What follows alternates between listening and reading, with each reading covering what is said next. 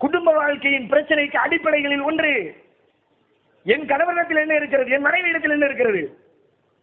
என் கணவன் பொருள் இல்லாமல் இருக்கலாம், ஆனால் குடும்பத்தை மகிழ்ச்சியோடு கொண்டு செல்கிறானே. என்ன ஒரு நாள் சுடு சொல்லு பேசினது இல்லையே. என் வீட்டுக்கு வந்து எனக்கு அவ்வளவு ஹெல்ப் பண்றாரு. விடுமுறை நாள்ல எங்க கூட்டிட்டு போறாரு. சைக்கிள்ல தூக்கி வச்சுட்டு கடற்கரையை அறுத்துறாரு.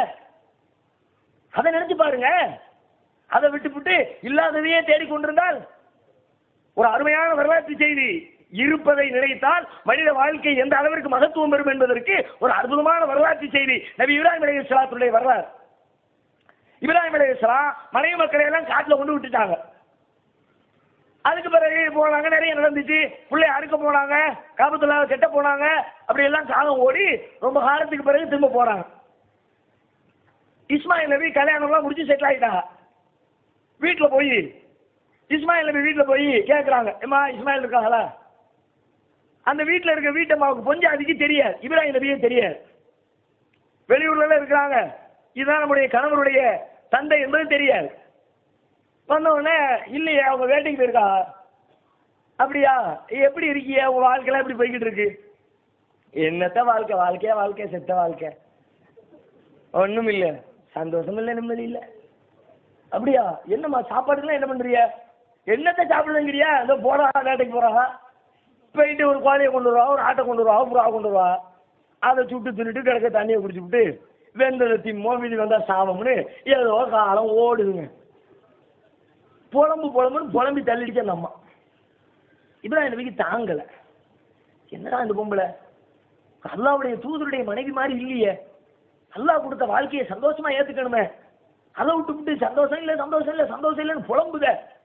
சொல்லிவிட்டு உடனே இப்ராஹிம் நபி சொன்னாங்கம்மா, சரி நான் கிளம்புறேன். உன் வீட்டுக்காரர் வந்தாருன்னா வீட்டுக்கு வாசப்படி சரியில்லை, மாத்த சொன்னேன்னு சொல்லி போயிட்டாங்க. அந்த அம்மாவுக்கு ஒன்றும் தெரியல. சாயங்காலம் போய் இஸ்மாயில் நபி வந்தாங்க. வந்து பேசிட்டு இருக்கோம். காலைல ஒரு பெரியவர் வந்தாரு, விவரத்தை எல்லாம் சொல்றாங்க. சொன்னா ஆள் அடையாளத்தை எல்லாம் வச்சு இஸ்மாயில் நபி கெஸ் பண்ணிட்டாங்க, நம்ம வாப்பா தான் வந்திருக்கிறாங்க. அப்படியா வந்து என்ன சொன்னாங்க, வீட்டுக்கு வாசப்படி சரியில்லையாங்க, மாத்தணுமா? உடனே இஸ்மாயில் நபி சொன்னாங்க, அம்மனி வீட்டுக்கு வாசப்படின்னு சொன்னது வீட்டுல உள்ள வாசப்படி இல்ல, வீட்டுக்குள்ள இருக்க ஒன்னதான் சொல்லியிருக்காங்க. போ, எங்க ஊர் பாஷையில நீ வீடு வாசப்படினா வீட்டு கொஞ்சம் அரினா இருக்கும், வீட்டுக்கு அரினா இருக்கும். நீ எனக்கு செட் ஆக மாட்டேன்னு எங்க பாப்பா சொல்லிட்டாங்க, அதனால உனக்கு ஒரு சலாம் போடுறேன், கிளம்பு வீட்டுக்குன்னு பத்தி விட்டா. அதுக்கப்புறம் கொஞ்சம் காலம் ஆச்சு, திரும்ப வர்றாங்க. வேறொரு திருமணத்தை செஞ்சு குடும்பம் நடத்திக்கிட்டு இருக்கிறாங்க. இப்ப நம்ம வீட்டுல வந்து கேட்கறாங்க, ஆள் இல்ல. இஸ்மாயில் எங்க வேட்டைக்கு போயிருக்கா. அப்படியா, அவங்க வாழ்க்கையில எப்படிமா போகுது? எங்களுக்கு நாங்க சந்தோஷமா இருக்கோம், அல்ஹம்துலில்லாஹ், அல்லாஹ் எங்களை ரொம்ப சூப்பரா பரக்கத்தா வச்சிருக்கான். அப்படியா, சாப்பாட்டுக்கெல்லாம் என்ன பண்ணுவிய? போறாங்கல்ல வெளியே வேட்டைக்கு, போயிட்டு கொண்டு வருவாங்க நைட்டு சாப்பாடு, ஏதாவது இறைச்சி கொண்டு வருவாங்க, அதை பொறிச்சு கிடிச்சு சாப்பிடுவோம். பக்கத்துல சம்சம் தண்ணி வேற இருக்குது, அள்ளி குடிச்சுக்குவோம். இதை விட வேற எங்களுக்கு வேணும், சந்தோஷமா இருக்குமே. இப்ராஹிம் நபிக்கு சந்தோஷமா தாங்க முடியல. திருப்தி என்றால் இதுவல்லவா திருப்தி? கொஞ்சம் கற்பனை பண்ணி பாருங்கள். அந்த பெண்ணிடத்திலே, இஸ்மாயில் நபியுடைய மனைவி இடத்திலே திருப்தி அடைவதற்கு என்ன இருந்தது? மகிழ்ச்சிக்குரிய உணவு விஷயத்தில் திருப்திப்படுகிற உணவு இருந்ததா? என்ன உணவு? இன்னைக்கு நம்ம சாப்பிடுற மாதிரியா? நம்ம என்னங்க சாப்பிடுறோம்? ஒரு நாளைக்கு, ஒரு வாரத்துக்கு, ஒரு மாசத்துக்கு காலை சாப்பாடுல ஒரு 25 வெரைட்டி, மதிய சாப்பாடுல ஒரு 45 வெரைட்டி, நைட்டு சாப்பாடுல ஒரு 85 வெரைட்டி. எத்தனை வெரைட்டி? ஒரு நாள் இடியாப்பம், அடுத்த நாள் இடியாப்பம் வந்துடக்கூடாது, வீட்டுல ஒரு சிங்கம் ஆயிடுவார். நேற்று தின்னதே இன்னைக்கா, மறுநாள் புட்டு, 3ஆம் நாள் ஆப்பம், அதுக்கப்புறம் தோசை, அதுக்கப்புறம் வேற ஏதாவது மாத்தி அவிச்சு கொட்டணும். இப்படி மாத்தி கொட்டியும் ஒரு மாசத்துக்கு பிறகு ஒரே வீட்டுல தின்னு நாக்கு செத்து போச்சு. வா ஒரு நாள் வெளியே போய் ஹோட்டல்ல தின்ட்டு வந்துருவோம்.